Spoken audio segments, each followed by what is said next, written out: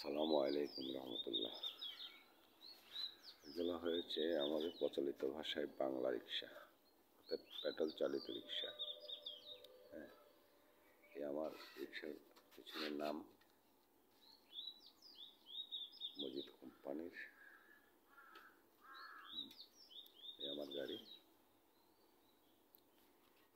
সকালবেলা বের হচ্ছে, সবগুলা গাড়ি বসা, হাতে গোনা কয়েকটা গাড়ি চলে। আমাদের বাংলা রিক্সার মালিক যারা আছেন তারা বর্তমানে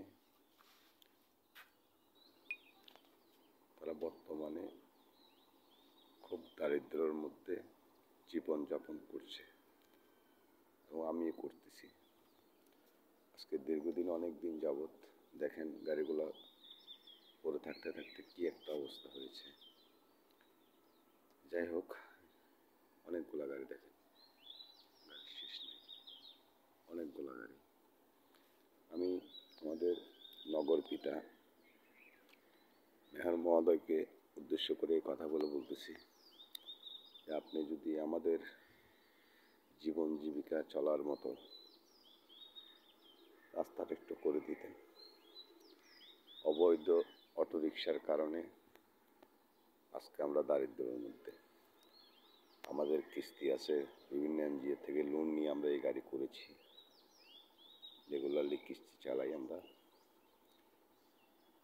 ছোটোখাটো যত কোম্পানি আছে, আমার গ্যারেজে যেভাবে বসা আছে, আমার তো অল্প স্বল্প হলে চলতেছে, মোটামুটি 1000-1200 টাকা, 2000 টাকার কাছাকাছি আমার ইনকাম আসে, কিন্তু খরচের সঙ্গে কোনোটাই মিল নেই।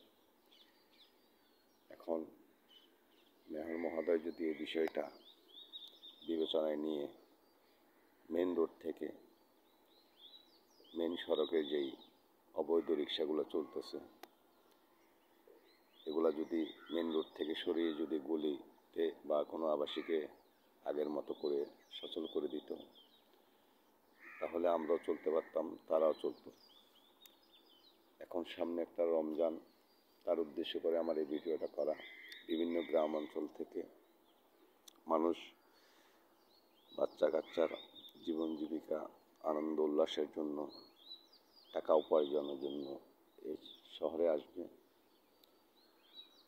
তারা এই পেট্রোল চালিত রিক্সা চালিয়ে তাদের বাচ্চা কাচ্চার জন্য ঈদের কেনাকাটা করবেন, এই উদ্দেশ্যে আসবেন। কিন্তু অটোরিকশা যেভাবে দাবিয়ে চলতেছে, কি বলবো, আর ভাষা প্রকাশ করার মতো না,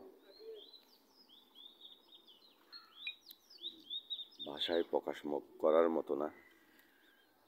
যদি আপনারা যদি আমাদেরকে একটু অটোরিকশা যদি মেন সড়ক থেকে বন্ধ করে যদি আমাদেরকে একটু চলার রাস্তা করে দিতেন, সে উদ্দেশ্য করে আমার এই ভিডিও করা।